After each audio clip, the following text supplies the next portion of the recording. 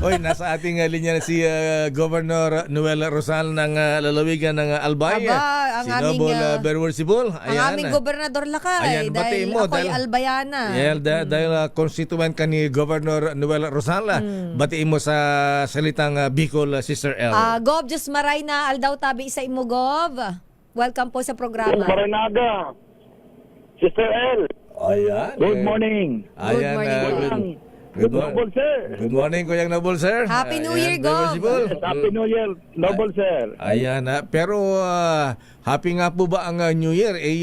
Di ba naapektuhan ang celebration ng New Year sa pag-alburuto ng Bulkan Mayon, Governor, sir? Well, oo nga ko siyang. Paramdam na naman si Mayon. As early as kahapon, 8 o'clock of January 1st, no? Nag-pass po tayo to alert level 2. So of the directive of the PBOX.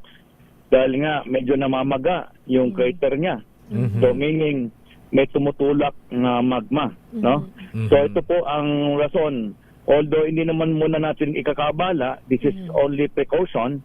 Alert level 2 is a warning.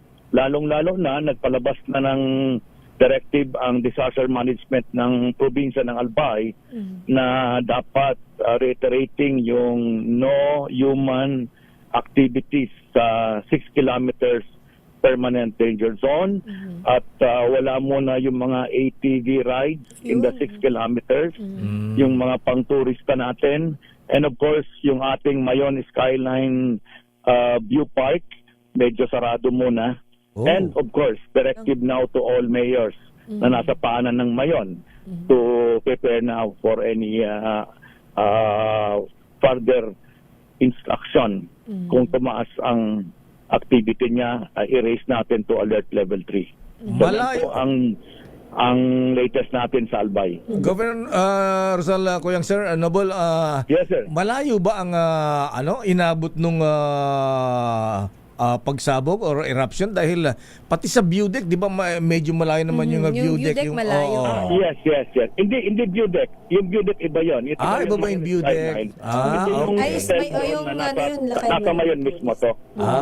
Okay. Akala ko sa Skyline. view Natin deck. dito yung sa Legazpi, yung tinatawag natin na Linion Hill, which is very famous, no? Yes. Lahat ng mga media natin, diyan ko pinapaset up, naalala ko pa, yung mga eruption in the early 2000, no? Medyo aggressive si Mayon this past 20 years.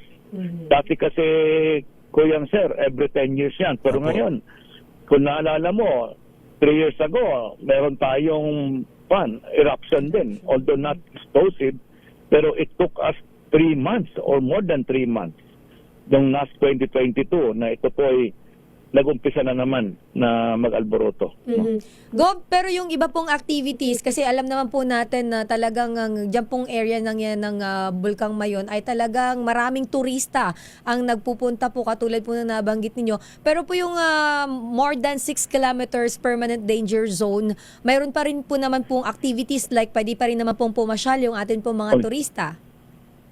Hindi na. Sa 6 Hindi pa rin. kilometers, ay no human activities na kasi meron tayo dyan. Mataba kasi ang lupa dyan, Sister L. So, karamihan ng binibenta sa palengke ng Legazpi, sa Kadaraga, galing dyan. Kaya ngayon, medyo suspended muna. So, ang aming Provincial Agriculture Office, magkukompute tayo, lalong-lalo na yung mga hayop na kailangan ipaba muna natin para hindi magparabalik-balik yung mga kababayan natin dyan. Pero sa may area ng Kagsawa, Gov, pwede pa naman Medyo malayo yan. malayo. pa po yan. Nasa almost 10 pa yan. So, kumusta po yung mga marami po bang evacuee sa Governor Rosal, Noble, sir?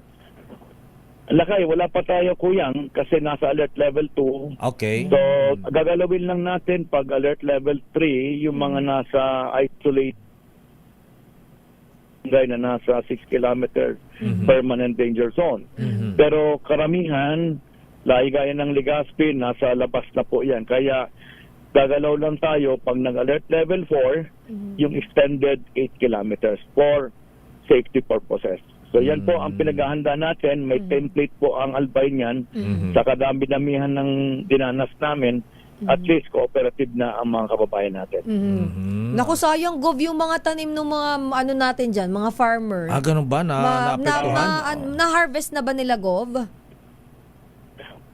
May kasi hindi naman sabay-sabay, hindi gaya ng palay, ano? Ang mga nandiyan kasi mga gulay. Yung mga gulay namin dyan galing. Ayan. So dyan, maybe nag-advance na. Pero sa ngayon, tingin ko, precautionary pa lang to, it may take week or weeks pa kung talagang sasabog siya. Ayan. Naku, Governor Rosal, sir. Ayan. Yung ating mga bats sa Imperial Bagwis, kailan daw ang reunion? Oo nga. Hindi tayo nagkita doon sa natin, sa saan ba tayo last year? Ayan, This year. Ancom. Ayan. So, Ancom natin, hinahanap kita eh. Para mapapicture ako sa iyo sana eh. Binawala ba, Gov? No, wala na kasi sikat na yan ang sisirin na kuyan ko. Hindi ko na maabot. Picture man lang eh. Baliktad. Ayan. Pupuntahan ka na lang daw niya, Gov, dyan sa Legazpi. Ayan. Oh, lalo na sa mga kuyan. Sikat na yan eh. Pero Pa. ayan, pero huling tanong ko, Governor Noel Rosal, sir, ayan na.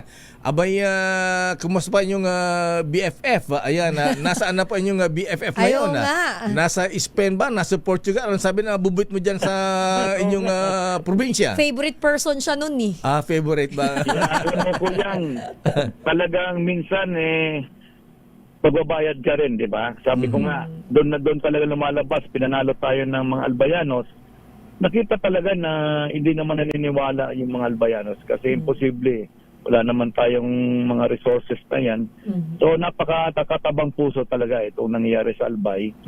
So ngayon, we are just to continue to work para maayos na buksan na natin yung mga hospital, saka yung ating mga tourism areas natin para lumakas ang ekonomiya ng Albay. Ayan. At ito na nga, Gob, ayan, sabi nga, the truth will set you free. Yes. Yes.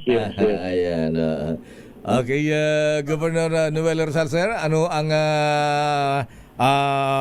paalala niyo po at mensahe sa ating mga kabayan sa Albay ngayong hindi maganda dahil sa sitwasyon dahil sa bagyo tuloy dahil sa bulkang Mayon at siyempre pagpasok ng New Year.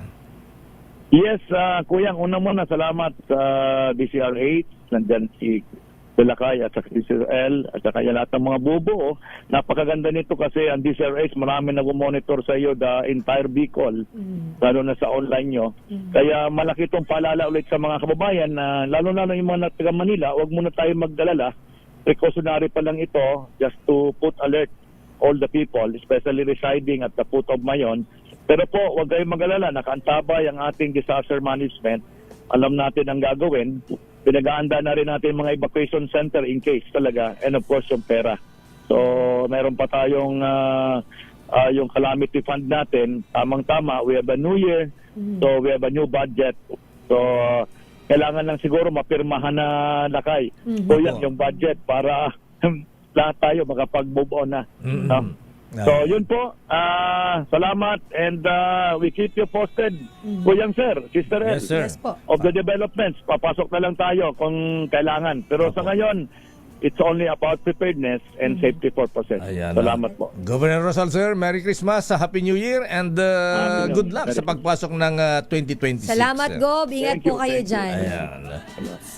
Governor Noel Rosal ng Albay.